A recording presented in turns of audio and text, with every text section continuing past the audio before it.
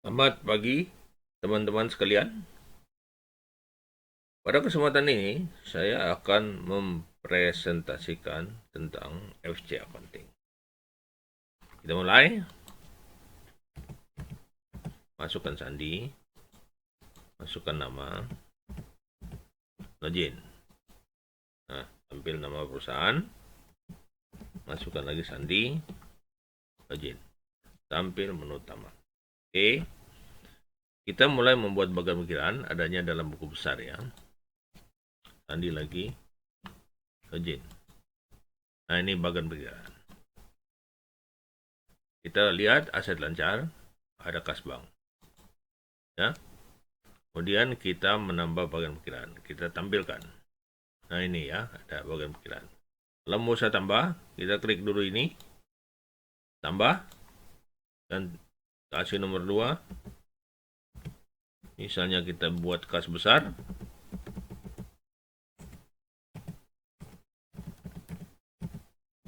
Simpan. Nah itu. Kalau saya mau nambah lagi, ini misalnya. Rekening bank. Tambah. Nomor 2. Misalnya saya lupa ganti ya. Simpan. Wah, berhasil. Nah ini salah ternyata. Ini salah. Untuk ubah, klik. Ubah. Ini kita ganti. 2. Simpan. Ya. Begitu juga ini BNI. Saya mau tambah. Tambah. Ini nomor 2. Ini nomor 2. Simpan. Gitu ya. Jadi kalau nambah, kita tambah. Kalau ubah, ini kita klik dulu, kita pilih ini, baru klik ubah. Nah, sekarang kalau mau dihapus gampang. Kita pilih yang ini misalnya yang baru kita bikin. Ini mau saya hapus, klik, hapus. Nah, dah, ya gitu. Jadi cara nambah, ubah, hapus bagian pikiran seperti itu ya. Jadi biasanya dalam sebuah sistem itu cat pokoknya sudah tersedia. Jadi kita tinggal nambah atau merubah-rubah yang ada. Karena kalau kita bikin baru biasanya lama dan kurang pas ya. Oke, berikutnya kita coba untuk masuk ini ya. Begitu coba perhatikan. Di sini kalau kita cetak ya. Nah, ini ada kas ya.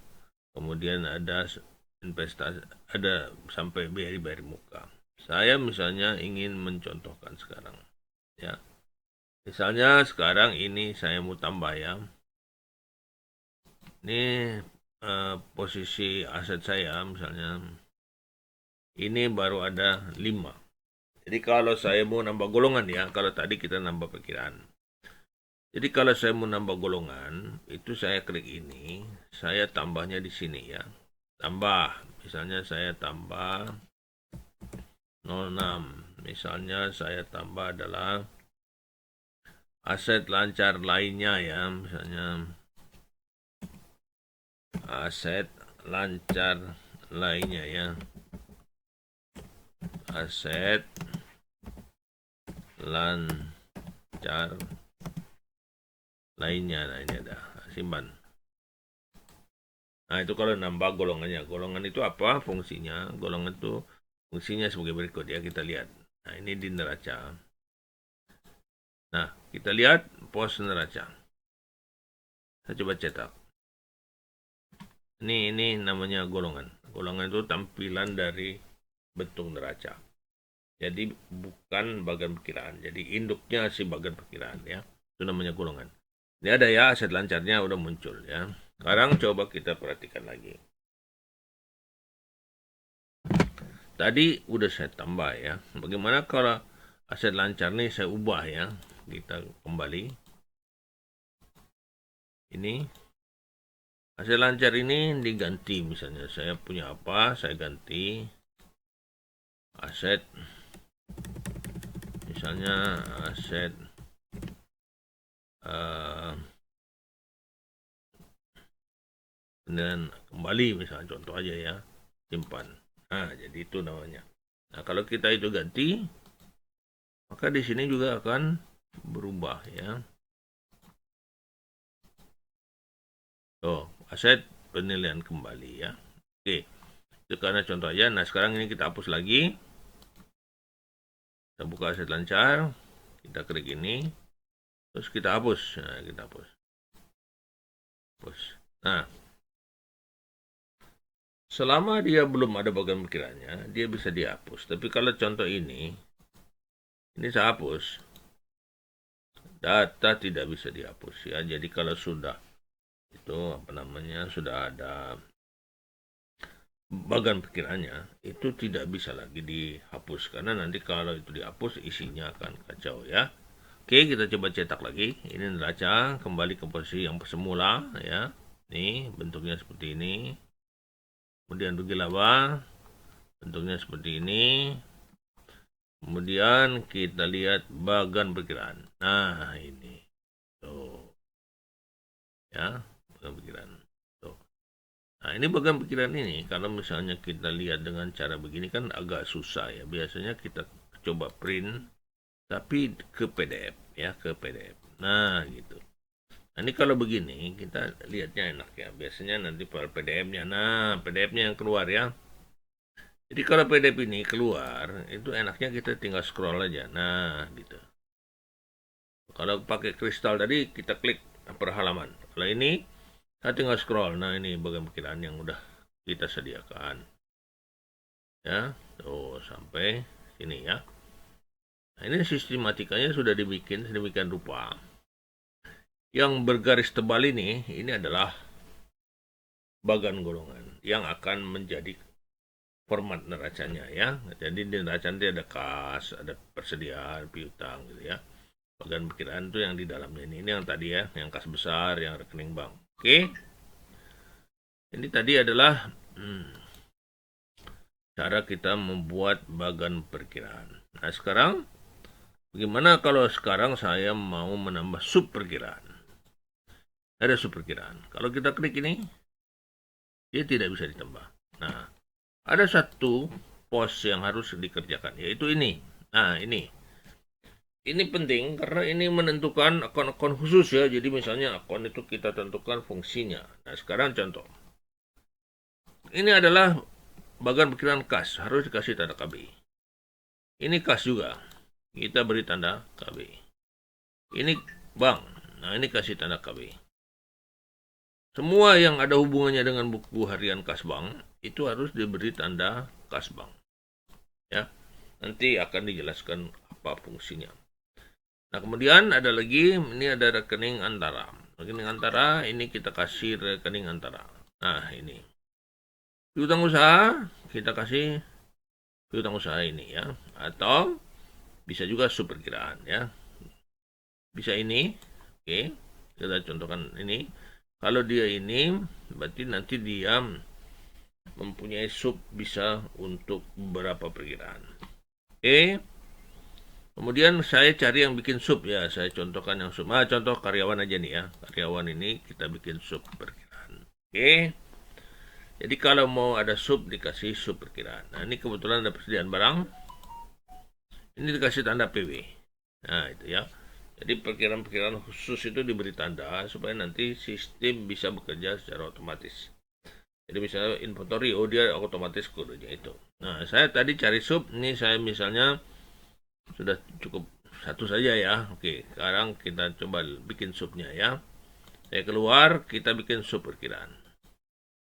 Nah, ini ada piutang karyawan. Nah, saya tinggal tambah. Misalnya karyawannya namanya Amir. Nah, simpan. Ya, mau tambah lagi? Ya, tinggal tambah. Misalnya Hasan. Simpan. Nah, gitu ya.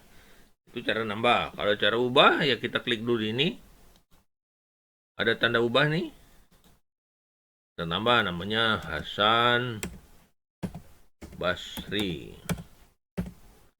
Simpan. Nah, gitu ya. Mungkin ini Amir. Namanya Amir Saripudin. Saripudin ya. simpan. Nah, itu cara nambah. Nah, itu yang berhubungan dengan tandanya SP tadi ya. Kalau yang tandanya ini, kita kembali sedikit ke sini. Ini ada tandanya PU. Maka subnya tidak di tempat tadi ya. Satu lagi ada ini. Saya bikin hutang sekalian ya. Ada hutang. Hutang usaha ini nanti biasanya juga akan sama, yaitu HU ya. Nah, apa bedanya dengan SP? Perhatikan yang SP tadi itu bikinnya di sini SP-nya. Tuh, SP, sub perkiraan. Nah, kalau HU itu nanti bikinnya di sini. Nih, daftar debitur. Nah, itu PU ya. Tambah ya sama, tambah. Nah, misalnya PT Angkasa. Simpan. Nah, ya. Mau tambah ya tinggal tambah. PT Merdeka. Deka. Simpan. Nah, itu. Ya. Itu nambah daftar debitur. Kalau ini rekanan ya kita pindah ke sini. Tambah PT Bahan Baku Indonesia misalnya ya. Oke, simpan. Nah, gitu cara nambah bagan perkiraan, sub bagan perkiraan yang bertanda PU, ini PU, dan yang bertanda HU. Itu apa bedanya? Bedanya kalau dia bertanda HU, maka semua kon yang bertanda HU akan mengacu ke sub yang sama. Ya. Jadi kalau bertanda PU juga begitu, maka semua kon, kalau konnya dikasih PU, makanya subnya akan sama dengan ini. Ya, jadi subnya bareng-bareng. Tapi kalau yang ini subnya itu tunggal ya. Jadi masing-masing punya sub yang tidak sama dengan akun lain. Oke. Nah, itu adalah untuk membuat sub perkiraan ya. Jadi sekarang satu lagi yang perlu dibuat ya. Jadi kalau kita memulai suatu sistem itu, kalau kita punya inventory, maka inventory juga harus dibikin ya. Jadi misalnya contoh di sini tadi, di sini ada persediaan barang. Nah, persediaan barang. Nah, ini mesti dibikin juga persediaan barang ini subnya ya. Jadi ini sudah dibikin subnya ya. Nah, yang ini belum ya. Jadi sekarang setelah kita menyelesaikan ini selesai. Kemudian kita udah memberi tanda khusus ini, angka kedua. Dan kita sudah membuat sub perkiraan. Kemudian kita sudah membuat sub perkiraan yang bertanda khusus PU dan HU. Langkah berikutnya adalah membuat daftar barang ya. Itu adalah persiapannya. Dia ada di sini, daftar barang di persediaan. Ini persediaan. Masuk lagi sandi. Nah, kita akan masuk ke sini ya, daftar kelompok. Kenapa kita butuh daftar kelompok? Supaya daftar persediaan itu rapi ya. Jadi jangan kita membuat misalnya persediaan itu tidak teratur ya. Misalnya nanti sabun kumpul sama gula nggak teratur ya. Nah sekarang jadi sebelum kita bikin daftar ini, sebelum bikin ini ya, bikin dulu daftar golongannya, daftar kelompoknya. Caranya begini. Bikin ini, kita tambah misalnya kelompok pertama adalah misalnya beras ya. Beras, kelompok beras. Simpan. Nah, kelompok berikutnya apa? Ini klik dulu ini. Tambah. Kelompok berikutnya adalah misalnya sabun ya. Ini bisa jadi nanti satu kelompok dia. Sabun. Simpan. Ya, nah itu kelompok. Belum daftar barang, baru kelompok barang. Nah, sekarang kita lanjutkan. Setelah kelompok dibuat, maka kita bikin daftar barang. Kita pilih ini, kemudian kita pilih beras. Barulah kita membuat daftar barang. Misalnya saya tambah beras misalnya yang kita kemas menjadi 5 kg ya, misalnya ini. Satuannya ini biasanya karung ini ya. Karung, simpan. Nah, itu. Misalnya saya mau tambah lagi, kalau tambah lagi ini diklik di sini, tambah. Kemudian beras yang kita kemas 10 kilogram. Nah, kita tinggal, ini sama karung juga, kita simpan. Nah, itu cara menambah daftar barang. Nah, berikutnya kita sabun mandi ya, sabun nih, kelompok sabun. Tambah. Di sini kita tulis sabun mandi misalnya. Sabun mandi. Sabun mandi. Simpan. Buah ya. Buah biasanya mandi per buah jualnya. Buah simpan. Oke, kemudian juga satu lagi sabun, masih sabun, ini klik ini. Tambah sabun cuci misalnya. Cuci. Buah juga sama, simpan. Nah, itu ya. Jadi kita coba kita cetak. Oh, kita punya persediaan barang dagangan dari beras, sabun. Nah, dengan adanya kelompok ini, tampilan dari daftar barang kita rapi ya. Jadi kumpul beras, sabun gitu ya. Dan nanti misalnya ember-ember ya. Jadi inilah daftar barang yang harus dibuat kalau kita punya barang dagangan. Oke. Jadi 3 hal yang disiapkan sebelum kita memasukkan angka-angka ya. Jadi saya ulang ya. Jadi sebelum kita memasukkan angka-angka, kita memperbaiki dulu yang namanya satu bagan perkiraan. Ini ya. Ini bagan perkiraan ini kita edit dulu, edit dulu. Oke, selesai ini. Langkah berikutnya adalah kita menentukan yang mempunyai karakter khusus. KB, PU, SU, ya SP, kemudian PB ya, sama hutang nih ya, satu lagi hutang. Nah gitu ya. Jadi itu diperlukan untuk dia punya khusus. Seperti SP nih. Nah kan dia muncul nih di sini. Oh kalau nggak dikasih tadi dia nggak muncul SP. Itu sub perkiraan. Dan yang terakhir tadi adalah daftar barang ya. Jadi itu untuk memulai sebuah sistem sebelum memasukkan angka. Jadi daftar-daftar induk ini wajib dibikin dulu. Kalau daftar induknya udah rapi, barulah nanti kita masukkan saldo awalnya ya. Jadi waktu kita masukin saldo awal itu enggak, wah ini kurang, ini belum gitu ya. Jadi udah lengkap dulu. Oke, saya kira itu langkah awal untuk menjalankan sebuah sistem. Jadi kita siapkan daftar induknya. Nah, untuk bikin perkiraan saya kira cukup sekian. Nanti berikutnya kita akan lanjutkan dengan cara menginput saldo awal ya. Oke, cukup sekian untuk cara membuat bagan perkiraan, sub perkiraan, dan daftar barang. Sekian dulu, terima kasih.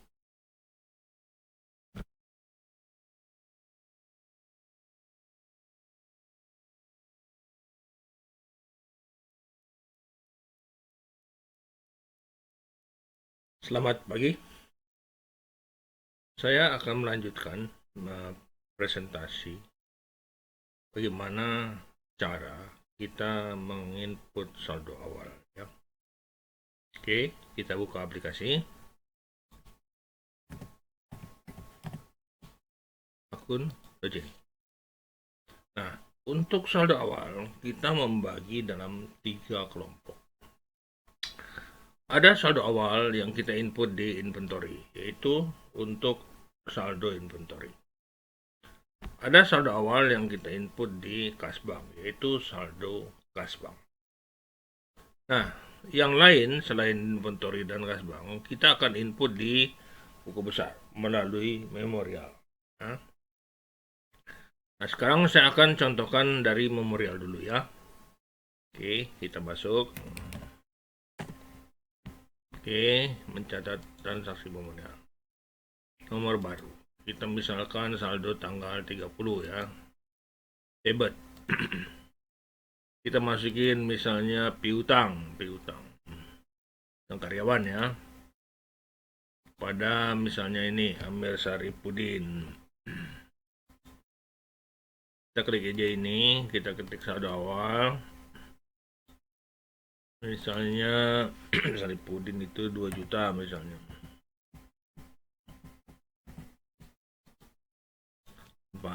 Kemudian kita tambah misalnya masih tambah lagi, mungkin masih piutang karyawan. Tapi sekarang contohnya pembahasan Basri misalnya ya. Kita klik ini lagi, isi saldo awal. Mungkin saldonya 3 juta. Simpan. Oke ya. Tambah lagi. Misalnya kita masukkan peralatan ya. Peralatan dan peralatan kantor.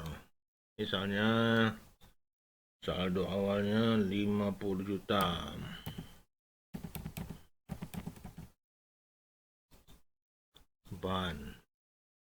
Kemudian mungkin ada kendaraan misalnya ya. Klik lagi, tambah kendaraan.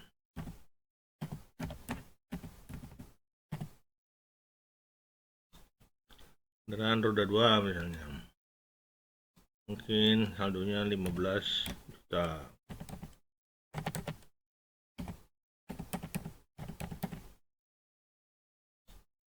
Simpan. Oke. Jadi kalau masukin saldo awal itu kita masukkan sebuah jurnal besar ya. Jadi seluruh saldo pos-pos neraca, baik yang debit maupun kredit, itu kita masukin sebagai pos jurnal besar ya. Ini debitnya sudah ya. Misalnya kita masih ada tambahan lagi, kita klik tambah kredit. Misalnya ada hutang ya. Hutang misalnya contoh. Hutang usaha misalnya ya. Kepada siapa kita misalnya ada hutang kepada bahan baku ini contoh aja ya. Kita klik ini, kemudian saldo awalnya misalnya 1.300.000.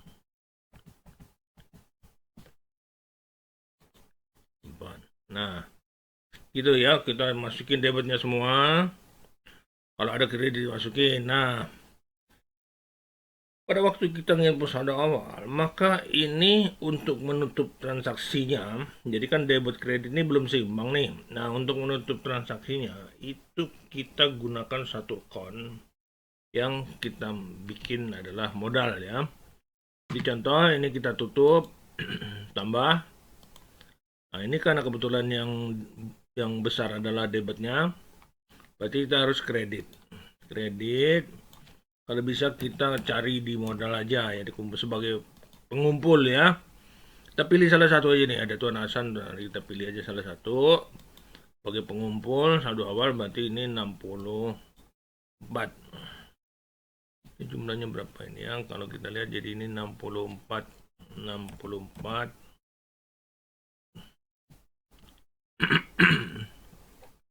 700 ya. Simpan. Kita cek. Nah, udah balance ya. Jadi begitu cara nginput saldo awal itu. Jadi seluruh pos-pos yang bukan kas bank, bukan inventory, diinput di memorial ini. Jadi seluruh pos debit diinput semua, kredit diinput semua, dan akhirnya kita tutup dengan modal ya. Ini kalau kita lihat jurnalnya. Nah, ini jurnal besar ya. Jadi saldo awal itu dianggap sebuah jurnal besar. Jadi dia seimbang. Oke. Itu untuk cara nginput saldo awal untuk transaksi yang bukan kas bank dan bukan inventory. Oke. Sekarang saya lanjutkan ke yang kas bank. Nah, kita pindah ke menu kas bank. Nah, di sini ya. Nah, sebagai contoh misalnya, saldo awalnya adalah kita punya misalnya saldo kas kecil misalnya, saldo kas kecil, nomor baru, tanggalnya 31 misalnya, penerimaan. Nah ini sama ya, semua ke modal dulu, 130, Tuan Ali juga sama, terangnya sama, saldo awal. Ini juga kita bikin saldo awal. Misalnya kita punya saldo kas kecil 1 juta. Simpan. Nah, itu saldo awal untuk kas kecil ya. Selain kas kecil, mungkin kita juga punya saldo bank ya. Nah, itu pilih ini. Kita keluar, ini tadi kas kecil, kita sekarang pilih ke bank. Bank BCA ini misalnya. Nomor baru, tanggalnya misalnya juga 31. Penerimaan, kemudian ke modal. Tuan Ali. Terangannya saldo awal. Saldo awal misalnya saldo banknya 30 juta. Simpan. Nah, itu ya. Jadi untuk saldo kas bank di inputnya di kas bank ya, dengan rekening lawannya adalah modal. Oke, itu saldo awal kas bank. Sekarang kita lanjut satu lagi, saldo awal inventory. Inventory kita lari ke sini. Kita lari ke inventory. Nah, kita bikin jenis penerimaannya ya, karena saldo awal itu bukan membeli. Jadi kita harus membuat penerimaan bukan pembelian ya, kita bikin dulu. Nah, ini kita bikinnya sama dengan yang lain, kita cari dulu saldo awal ya, kita bikin dulu. Modal Tuan Ali ini. Nah, oke, kita tambah. Ini kita ganti redaksinya. Saldo awal. Tuh, awal ya, yang ini aja nih. Simpan. Nah, nanti ada transaksi nih. Transaksi saldo awal untuk input inventory, saldo inventory. Caranya setelah kita bikin ini, kita masuk ke bari. Penerimaan bukan pembelian ya, jadi kita mau masukin sebagai inventory, tapi bukan karena beli ya. Penerimaan bukan pembelian. Nomor baru, tanggalnya 31. Hari. Nah, dia bilang saldo awal nih ya. Nih itu saldo awal, oke. Barangnya apa? Misalnya kita masukin beras yang 5 kilo dulu ya. Ini beras 5 kilo. Jumlahnya 100 karung. Harganya 100.000 misalnya. Klik hitung. Simpan. Gitu ya. Oke. Kita mau tambah. Tambah lagi. Tambah. Cari. Sekarang adalah beras yang 10 kilo. 10 kilo. Ada 120 karung.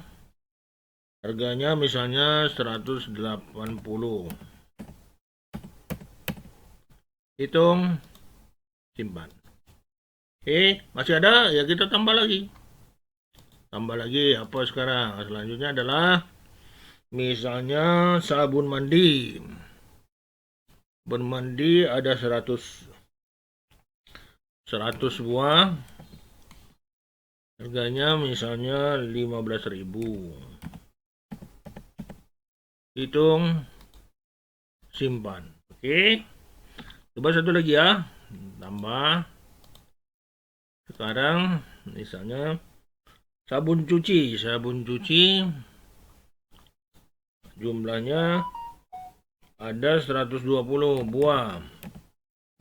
Kali misalnya 110.000 misalnya ya.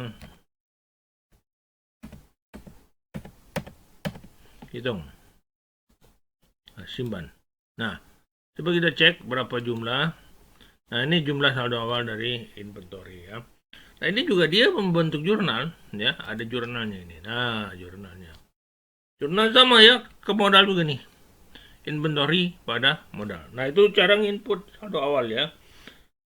Jadi di inventory, kasbank di kasbank ya. Inventory di sini, kasbank di sini, yang tidak bisa di sini dan bukan di sini di memorial ya. Oke. Nah, sekarang kita lihat hasilnya ya. Kita klik ini hasilnya neraca. Sebelumnya inventory ini kita hitung dulu. Karena inventory perlu dihitung. Kita hitung. Oke, keluar. Kita lihat neracanya. Hasilnya adalah sebagai, ini neracanya, kita udah terbentuk neraca ya.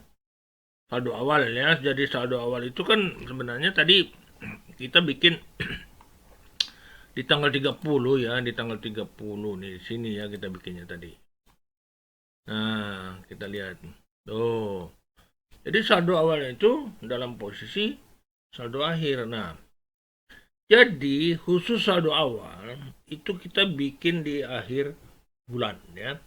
Jadi nanti kita akan melanjutkan transaksi itu di bulan berikutnya. Nah, untuk itu supaya saldo akhir ini menjadi saldo awal ya.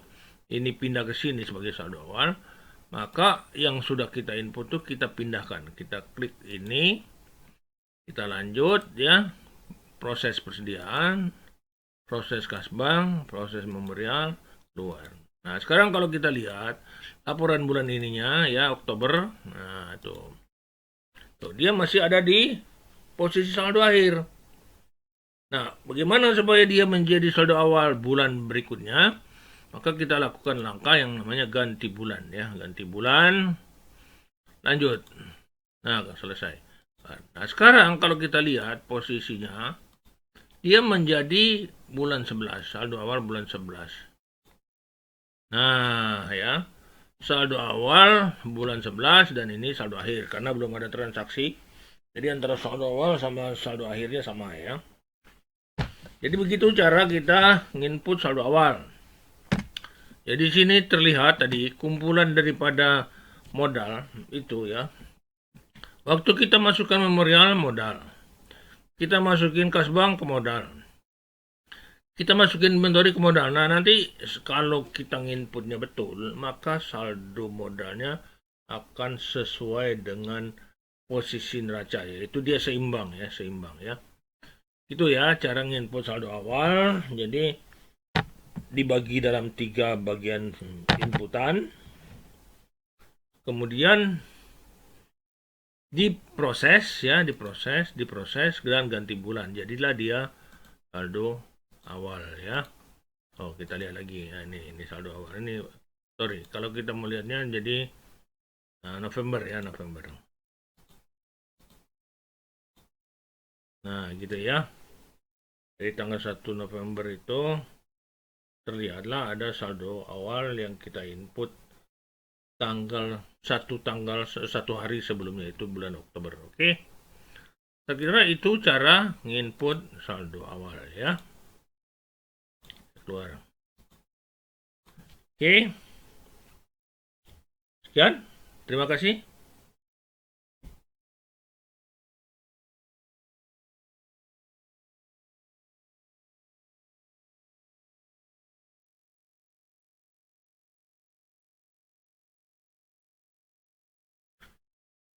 Selamat pagi.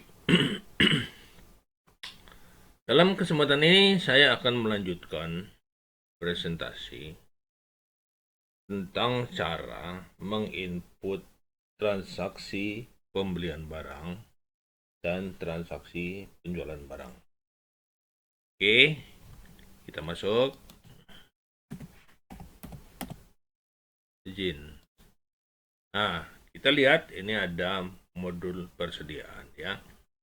Kita klik di sini akan terlihat sub menu. Terdiri dari ada penjualan, persediaan itu sendiri dan pembelian. Nah, sekarang saya akan mencontohkan bagaimana kita menginput transaksi pembelian. Kita klik. Izin. Nah, di sini ada pembelian dengan menggunakan surat pesanan, tapi ada juga pembelian yang langsung ya. Saya beri contoh yang langsung ya. Jadi kita membeli barang tanpa surat pesanan. Nah, sebelumnya itu kita sudah menentukan ini dulu ya, daftar jenis pembelian.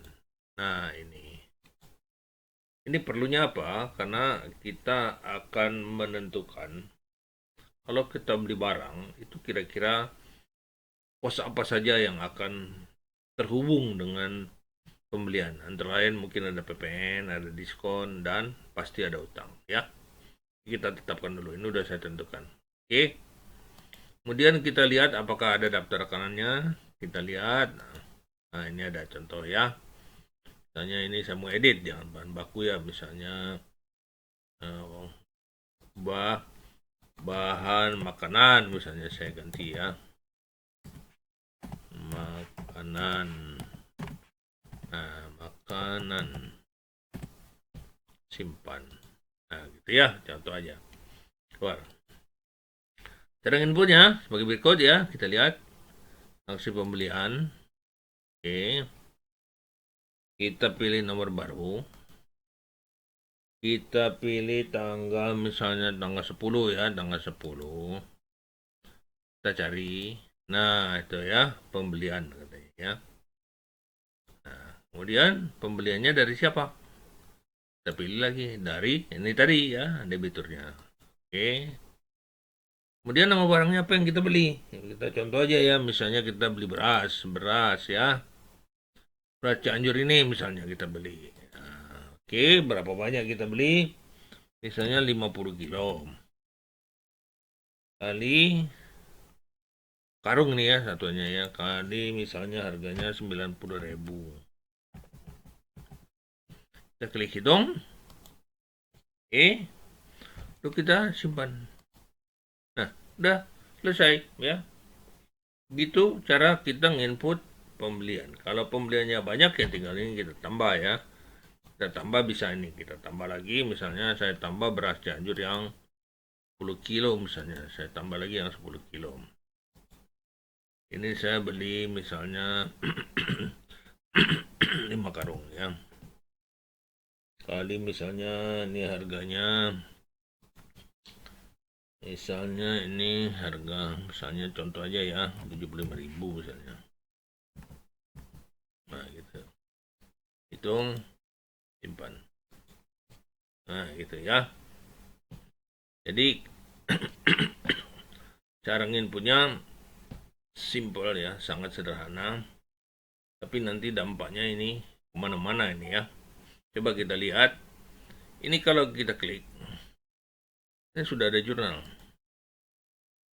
Tuh, sudah ada jurnal ya. Jadi jurnalnya otomatis. Sudah ada debitnya persediaan barang, kreditnya hutang usaha ya. Jadi tidak perlu lagi dibuat jurnal secara manual, tapi sudah otomatis. Oke, itu cara kita nginput pembelian. Sekarang saya lanjut ke gimana kalau kita nginput penjualan ya. Kita keluar menu utama, pindah kemari ya. Oke, lanjut. Sama ini kita lihat dulu ada udah dibikin belum jenis penjualannya. Oh sudah ya, kita sudah bikin ini jenis penjualan. Jadi penjualan ini akan terkait dengan akun ini ya.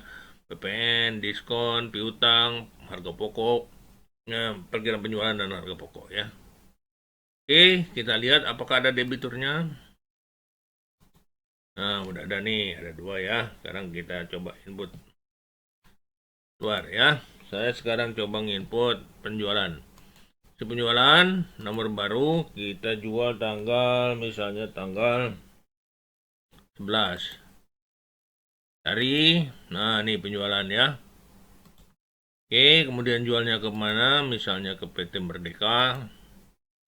Kemudian barang apa? Ini mungkin beras yang 5 kilo ini ya.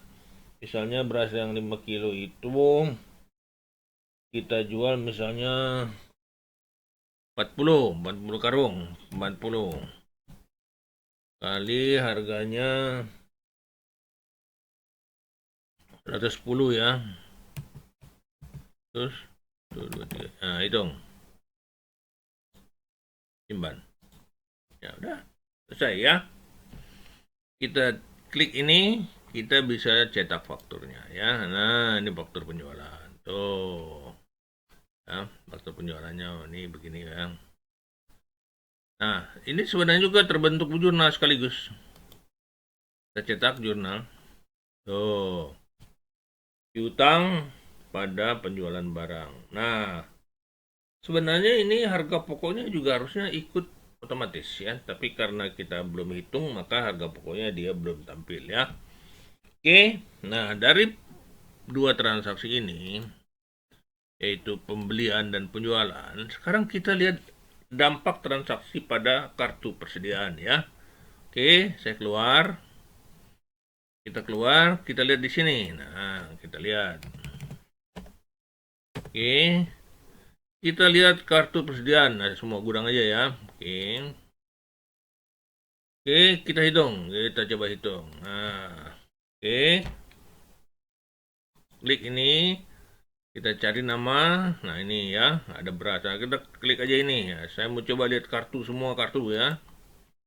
Nah, ini dia tuh kartu stok kita ya. Ini yang saldo awalnya waktu beli apa? Nginput saldo awal, ini nginput saldo awal ya. Nah, yang ini beras Cianjur 10 kilo saldo awal dan pernah beli. Nah, yang ini yang tadi kita input pembelian yaitu beras Cianjur 5 kilo pembelian dari PT ini kemudian kita jual. Nah, ya. Jadi kita tadi nginput di pembelian. Pembelinya ya adalah beras Cianjur 5 kilo dan beras Cianjur 10 kilo nih waktu beli. Tapi waktu jual hanya jual yang beras Cianjur 5 kilo. Nah, kita lihat nih, dia ngitung otomatis ya.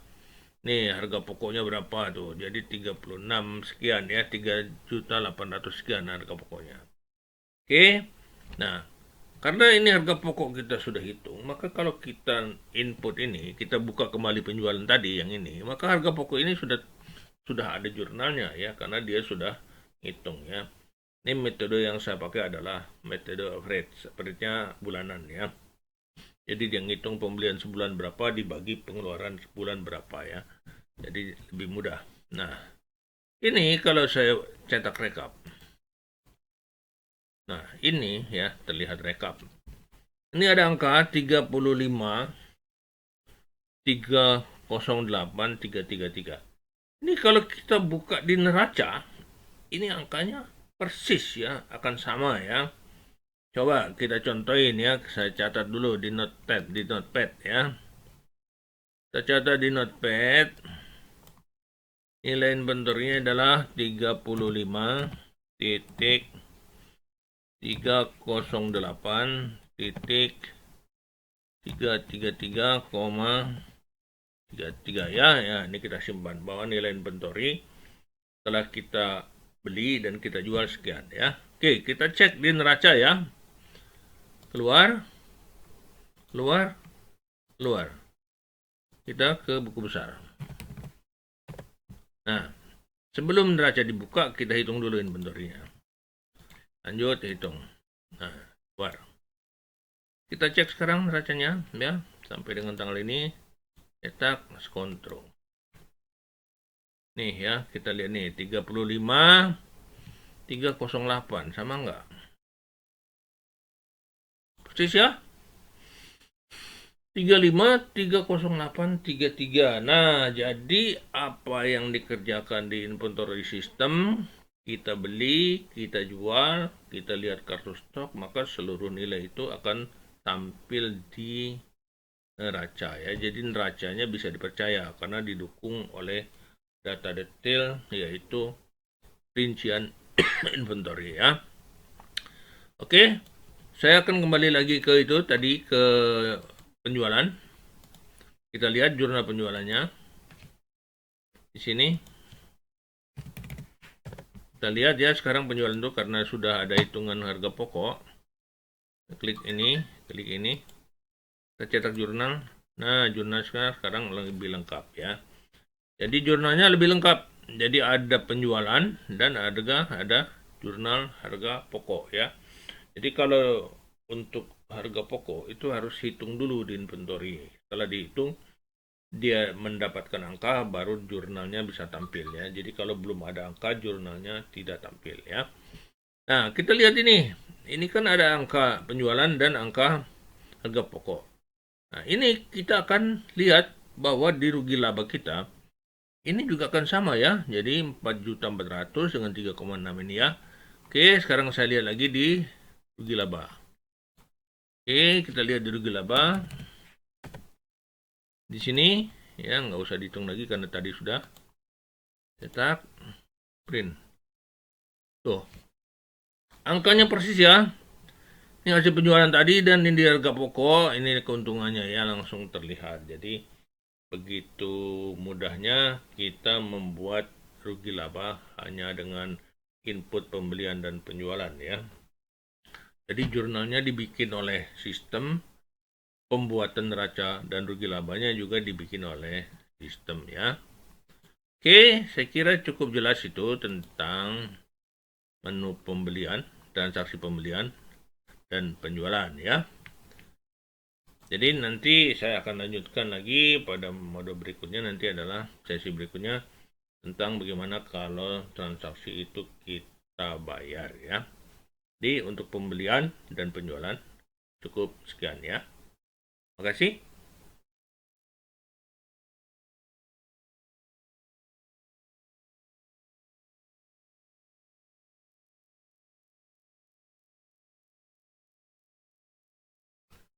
Selamat pagi. Baik, kita lanjutkan sekarang adalah mencontohkan bagaimana transaksi pembelian dan transaksi penjualan itu pembeliannya kita bayar utang, atas penjualannya kita terima piutang ya. Oke, masukkan sandi.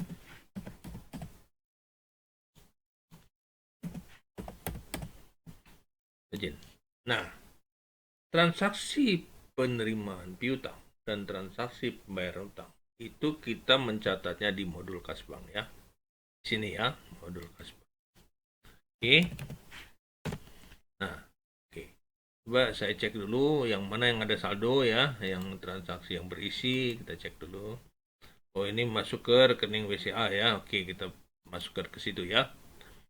Mencatat transaksi kas bank, pilihnya BCA ya. Oke.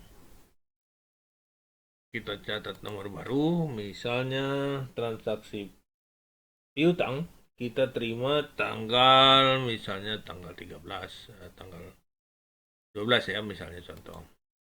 Kita terima piutang ya, di sini kita cari piutang usaha nih ya. Nah, ini piutang usaha dari kita jual kepada PT Merdeka ya. Oke, ini kita cari invoice-nya. Nah, otomatis ya.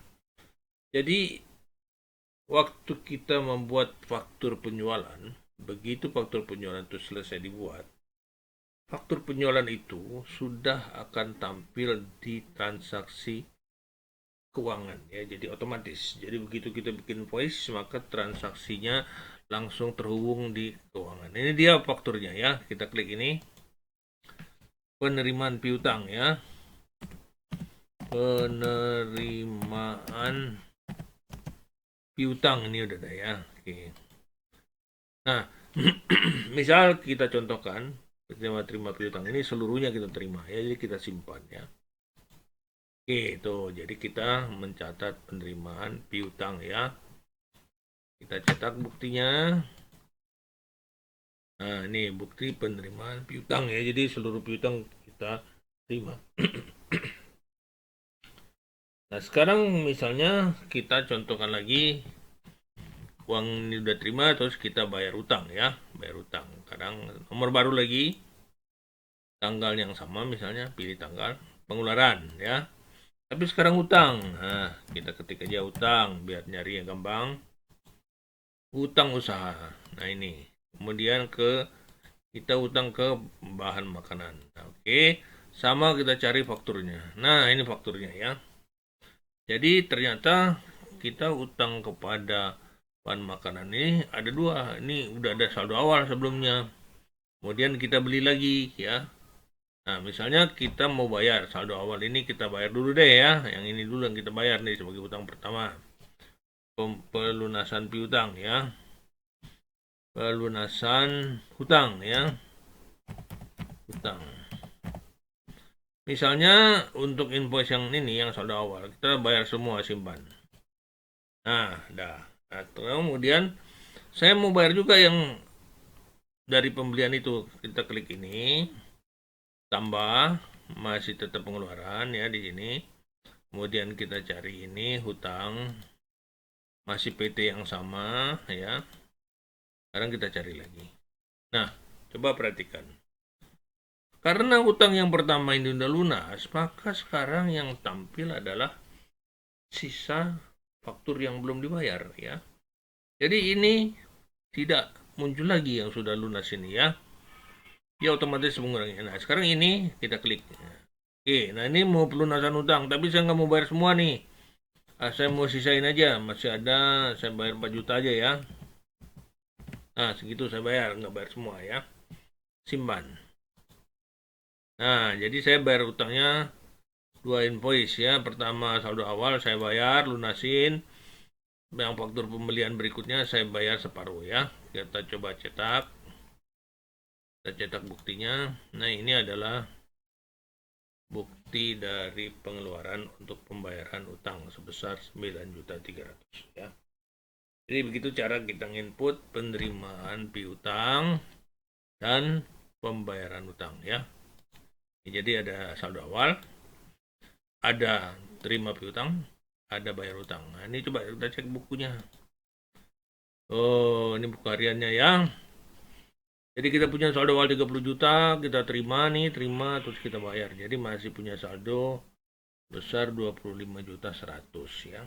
Oke.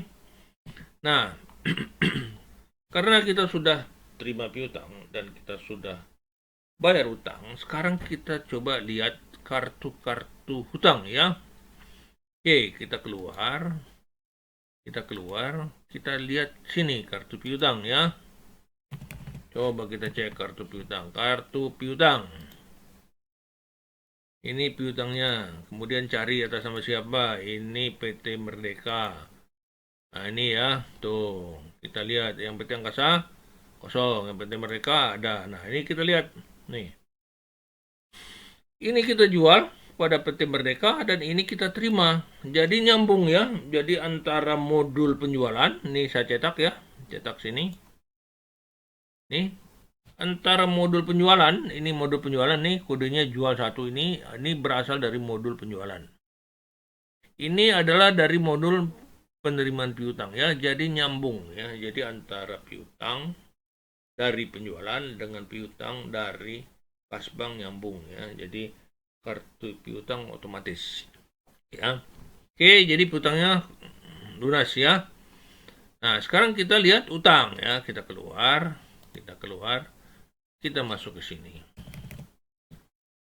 Izin, kita lihat kartu, klik ini, cari nama ini.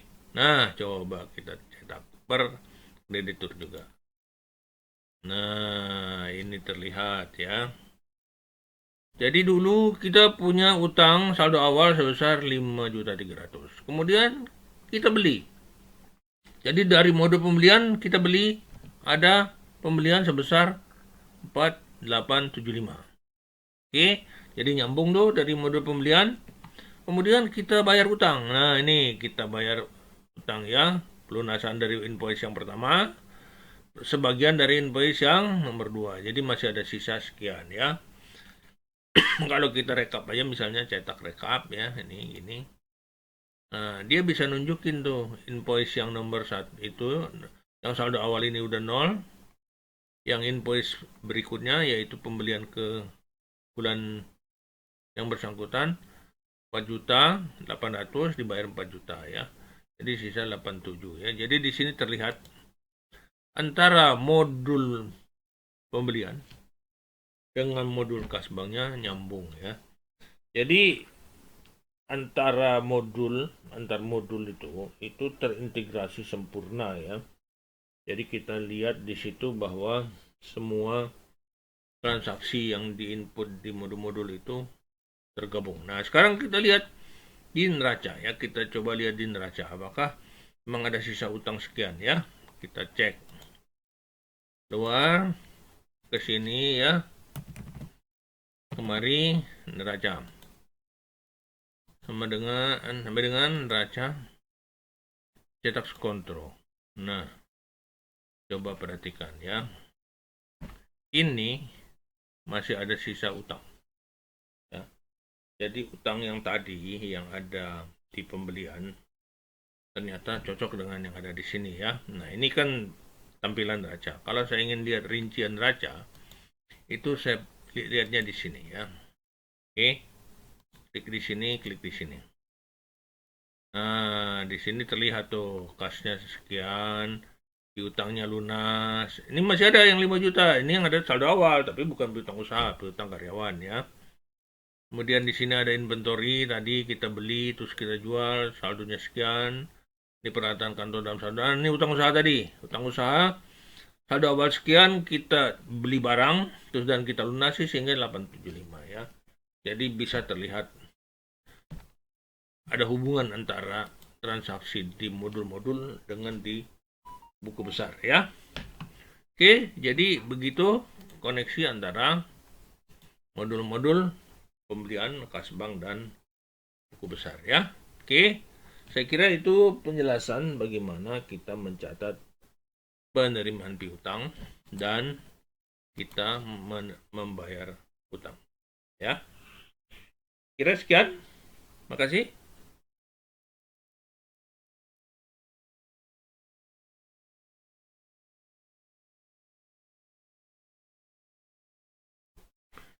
Selamat pagi. Baik, akan saya lanjutkan mencontohkan transaksi pengeluaran kas bank ya. Oke, saya masuk Sandi. Nah, untuk transaksi kas bank, kita akan mencatatkan di modul kas bank ya. Oke, saya pilih. Nanti kemudian saya mencatat transaksi kas bank ya. Pilih rekening bank. Oke. Misalnya saya akan membuat nomor baru tanggal misalnya 13 ya. 13 pengeluaran. Oke ya. Saya mulai misalnya biaya listrik ya. Saya ketik listrik. Oke. Biaya listrik. Nah, ini pilih ya. Listrik. Keterangan bayar listrik. Bayar listrik. Ya. Kepada PLN. Jumlahnya misalnya 200.000 ya. Simpan. Nah, gitu ya. Kemudian mungkin selain itu kita tambahkan selain bayar listrik, misalnya kita juga tambah pengeluaran masih tetap, tapi kita beli ATK misalnya ya. ATK, cari biaya ATK yang ini misalnya. Beli ATK.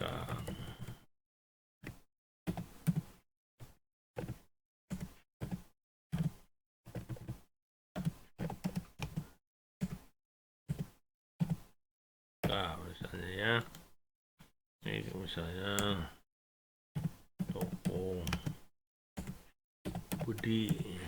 Kita beli ATK misalnya 75.000 simpan ya. Nah, gitu ya. Jadi kalau kita mengeluarkan biaya itu tinggal milih aja jenis biayanya. Kemudian mungkin kita bikin nomor baru ya, misalnya nomor baru lagi, tanggalnya sama, pengeluaran, tapi sekarang kita mengeluarkan biaya iklan misalnya, iklan. Ada biaya iklan ya. Biaya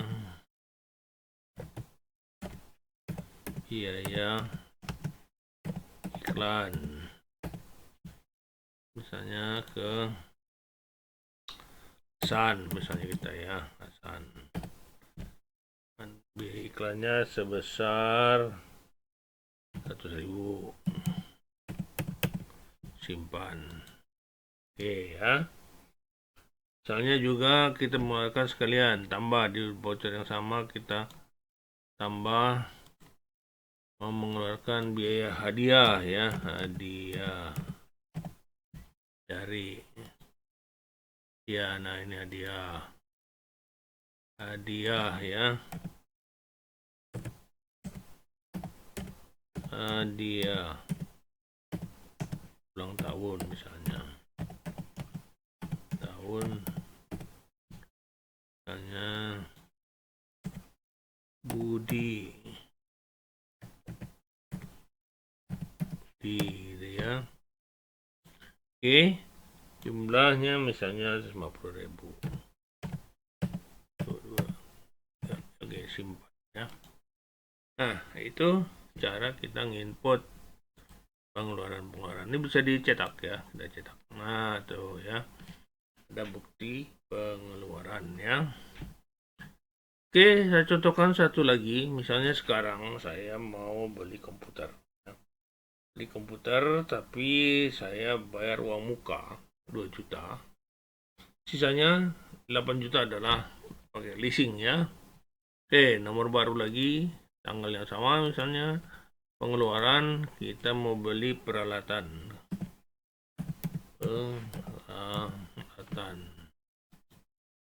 Peralatan kantor ya. Oke, misalnya beli notebook.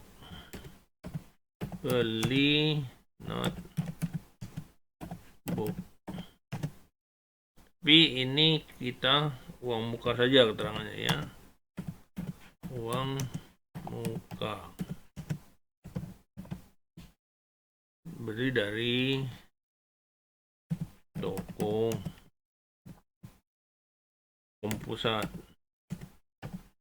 Kompusat gitu ya. 8 juta, 2 juta. Simpan. Tuh ya, jadi ini untuk beli notebook ya, kita coba cetak. Nah, tuh ya, kita beli notebook, pemuka 2 juta, bayar lewat kas. Nah, yang 8 juta kita input di memorial. Karena apa? Karena transaksi itu timbul, tapi tidak dalam bentuk kas bank ya, tapi dalam bentuk kita leasing ke uang ya. Jadi kita keluar, kita input di sini ya. Oke. Nah, di sini kita input, mencatat memorial, nomor baru, tanggalnya sama tadi ya, 13 November, debit. Nah, peralatan.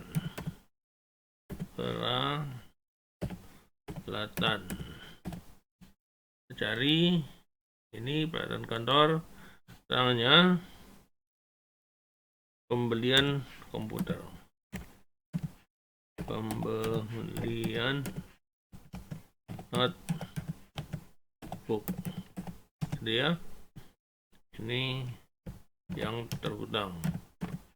Ya. Kalau yang tadi cashnya ya, 8 juta. Oke, simpan. Ya, ini debitnya, kita tambah kreditnya. Tambah kredit utang. Utangnya kemana? Utang misalnya ke BCA ya. Oke, misalnya kita utangnya kemari ya. Utang BCA. Besar ini simpan. Nah, itu jurnalnya ya.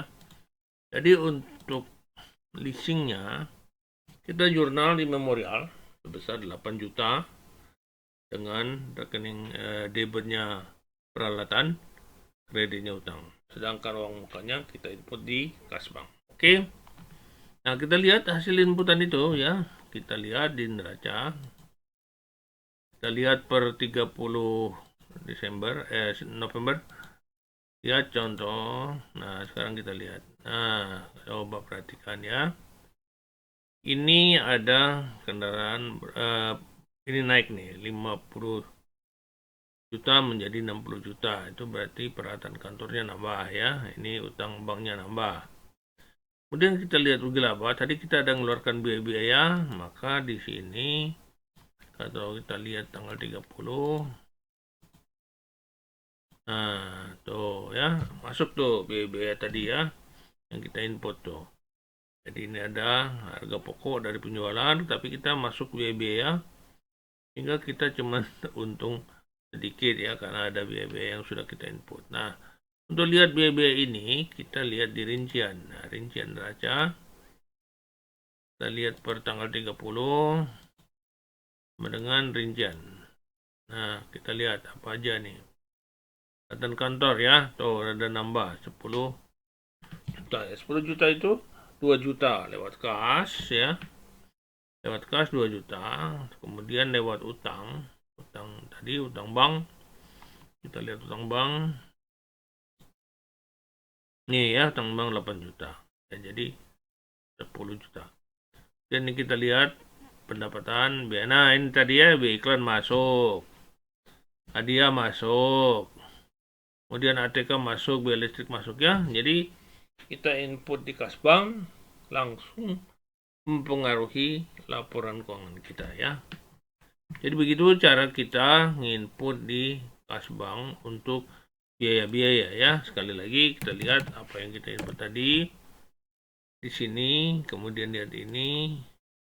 Kita lihat semua transaksi. Nah, ini ya yang tanggal 13 ini ya. Lihat TK biaya listrik, ini biaya iklan dan hadiah ulang tahun, ini untuk uang muka, pembelian notebook ya. Cetak buku harian. Nah, tuh ya, tanggal 13 ini kelihatan transaksinya. Sekira begitu cara kita nginput transaksi-transaksi di luar penerimaan piutang dan pembayaran utang ya. Jadi untuk biaya kita sudah input ya. Oke, saya kira cukup itu penjelasan saya bagaimana cara kita nginput biaya-biaya ya. Jadi di kas bank kita nginputnya langsung di kas bank, otomatis terjadi jurnal ya. Kira cukup. Sekian, terima kasih.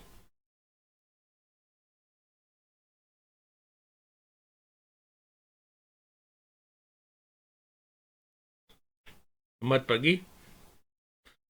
Setelah saya mempresentasikan bagaimana cara membuat bagan perkiraan, bagaimana input saldo awal, bagaimana cara input transaksi pembelian dan penjualan, input pembayaran utang dan penerimaan piutang, input biaya-biaya, maka pada kesempatan ini saya akan menjelaskan bagaimana cara kita membaca laporan keuangan yang dihasilkan dari transaksi yang telah kita lakukan ya.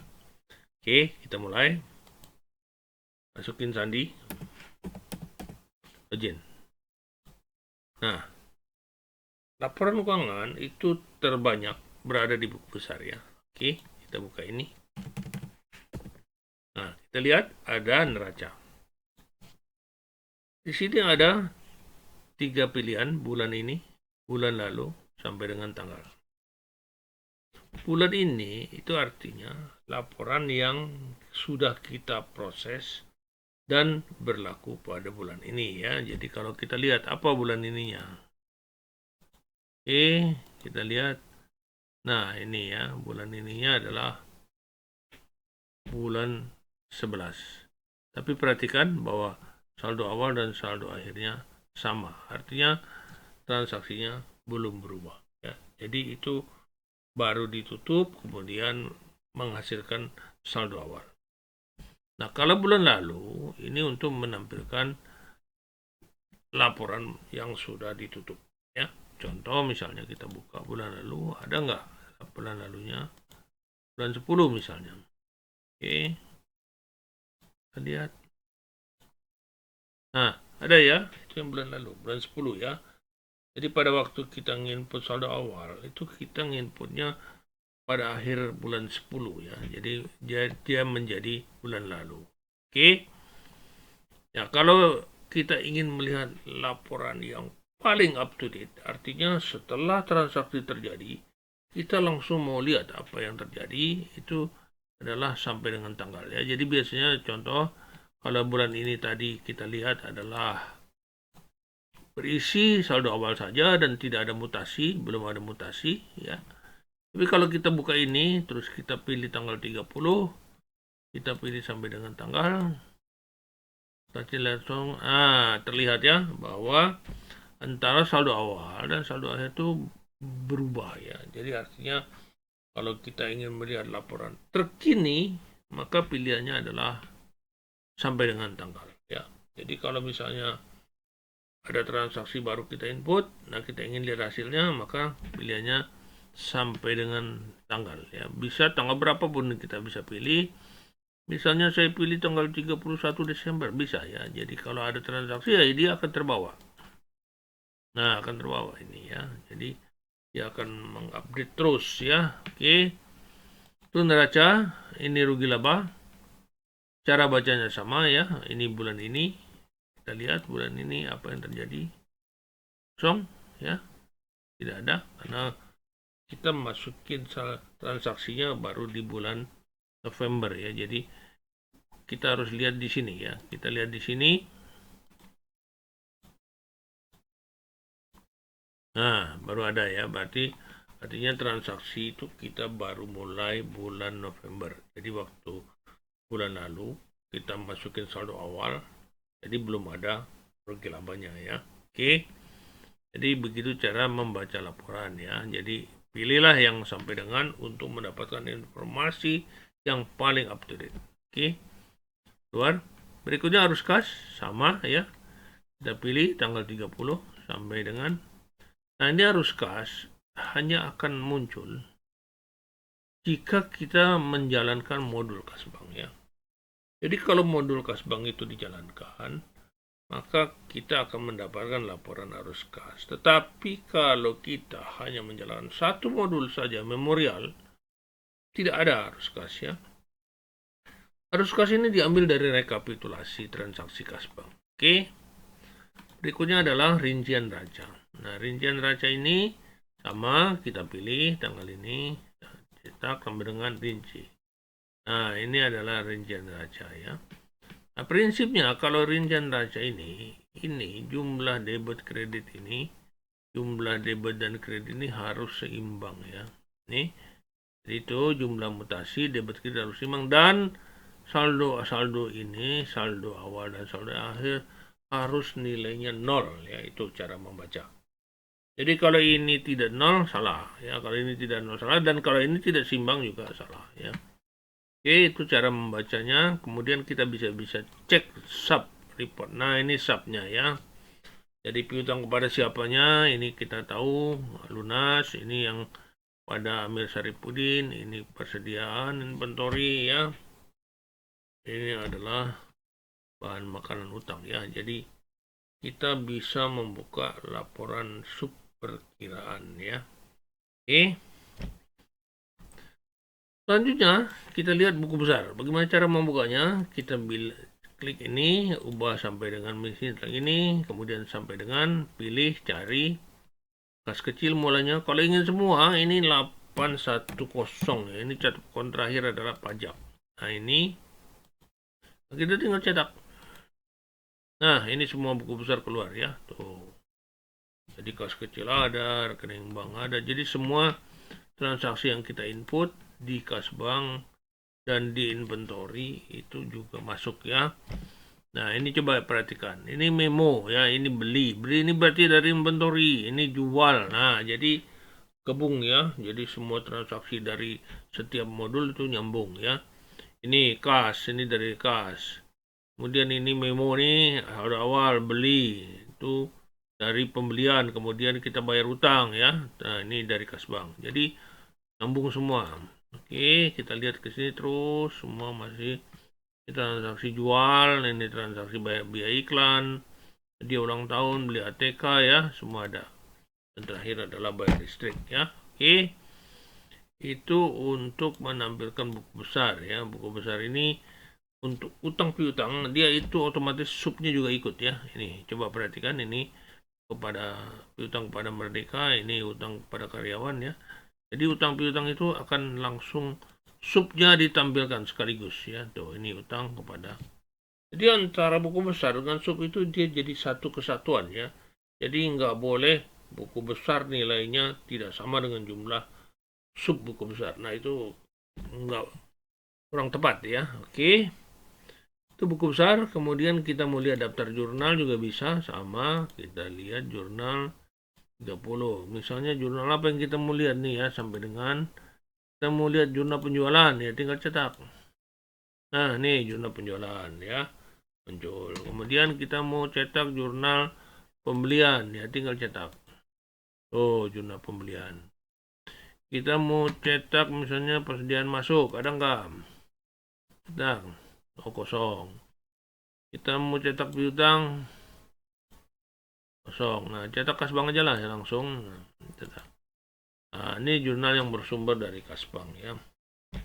Jadi lihat sumbernya Kasa. Jadi yang kita input di Kasbank tuh, penerimaan piutang, pelunasan utang, bayar listrik, semua jurnalnya otomatis terbentuk ya. Walaupun di Kasbanknya kita tidak nginput jurnal, kita cuma nginput penerimaan dan pengeluaran. Tapi hasilnya adalah jurnal otomatis. Oke. Memorial juga ada, kita bisa cetak jurnal memorial. Nah, itu tadi yang kita beli notebook ya. Itu cara melihat jurnal. Oke, selanjutnya kita bisa melihat umur piutang ya, umur piutang. Tanggal 30 sampai dengan, nah ini kebetulan belum ada ya, karena kita belum setting ya, jadi nggak muncul. Oke, kita keluar analisa rasio. Nah, ini juga bisa ya. Sampai dengan tanggal 30. Sampai dengan hitung rasio, cetak rasio. Nah, ini rasio ini kita setting dulu ya. Kita setting dulu, kalau nggak disetting nanti nggak pas ya. Ada nanti tempat settingnya itu adalah di sini ya. Ini pengaturannya di sini. Jadi yang masuk misalnya cash itu mana ya, cash dan setara cash ini masuk quick ratio, masuk current ratio ya. Nah, itu yang masuk dalam kas setara kas. Piutang, saldo piutang, kemudian persediaan, saldo persediaan barang ya. Pemuka ini nanti masuk di, nah ini udah current ratio ya. Jadi ini cash ratio, ini cash ratio. Nah, ini settingnya di sini ya. Oke. Kemudian rugi laba proyek ini kalau kita memiliki proyek atau sub ya. Kalau nggak ada ini dia tidak muncul ya. Nah, keluar. Oke. Grafik. Nah, ini penting grafik. Grafik ini bisa bulanan ya. Bulanan hitung dia akan tampil ya. Nah, ini grafiknya gitu. Saya lihat angkanya. Oh, angkanya kecil ya. Ini munculnya kecil. Ini grafik bulanan. Nah, ini grafik tahunan. Jadi kalau tahunan ini dia akan menampilkan 10 tahun ya. Jadi kalau kita hitung dari 22 dia 10 tahun mundur ya. Kalau kita hitung dari tahun ubah tahunnya 2000 misalnya, maka 10 tahun mundur. Jarang itu. Grafiknya begitu ya. Ini bisa lihat data. Oke. Oke, saya kira itu cara kita membaca laporan keuangan ya. Jadi tinggal kita klik saja. Jadi tidak ada lagi inputan ya. Jadi sangat mempermudah. Sekian saya kira itu ya penjelasan saya bagaimana cara kita menampilkan laporan keuangan, membacanya cukup mudah ya. Jadi tidak ada trik-trik yang istilahnya mesti kita setting dulu laporannya, harus kita atur dulu. Nggak ada. Saya sudah bikin sedemikian rupa sehingga user tinggal menggunakan ya. Saya pilih program itu, laporan itu adalah laporan yang sangat standar ya, tidak terlalu banyak macam-macam. Jadi standar, jadi mudah digunakan oleh semua user ya. Oke, saya kira sekian penjelasan dari saya. Terima kasih.